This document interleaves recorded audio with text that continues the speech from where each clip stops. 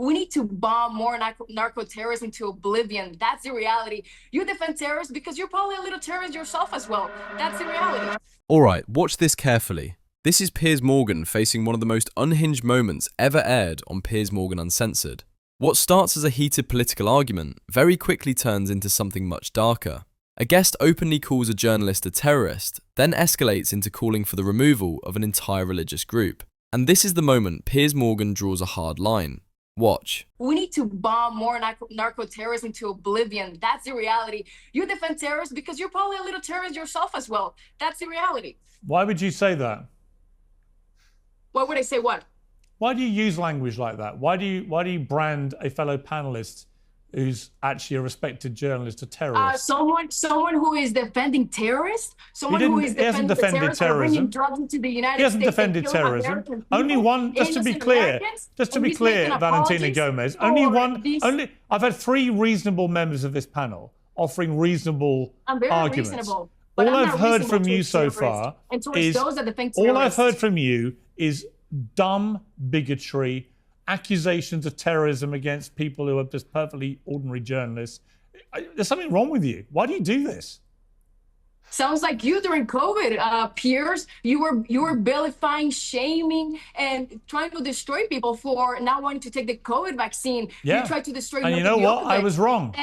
I was wrong. Exactly, you're wrong, and you still are wrong today. Well, you don't become less wrong.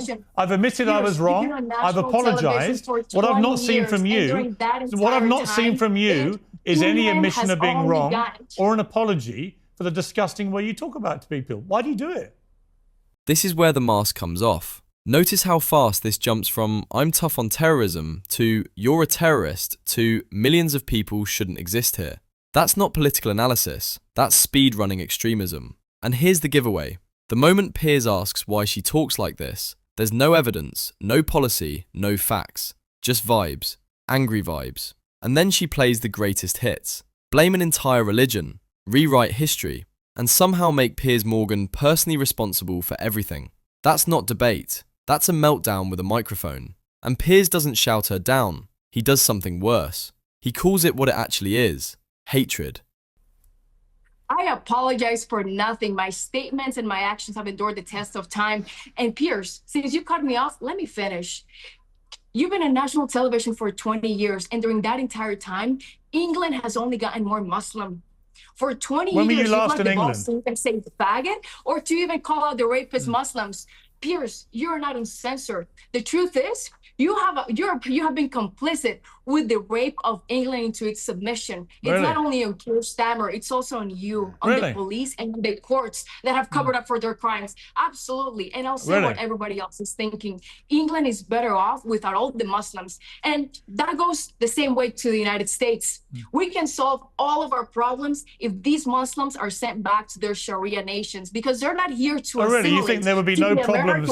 You think you'd have no, just to be clear, I'll tell you what, you finish. You finish. You said what you want to say. You said what you want to say. Yeah, you see, this has been my suspicion. Because the last time you were here, you were at a Tommy Robinson march. And this has been my problem with Tommy Robinson. Oh, yes. Not that Tommy Robinson wasn't right to expose the grooming gangs. He was. The problem is that he and many of his followers, like you, actually hate Muslims. And that's the line that matters. You can criticize crime. You can criticize government failure. You can demand accountability. But the second you say an entire religious group should be removed from society, you're no longer talking about policy. You're talking about hate. And Piers Morgan didn't let that slide. So what do you think? Was Piers Morgan right to shut this down immediately? Or should the guest have been cut off even sooner? Let me know in the comments. See you in the next one.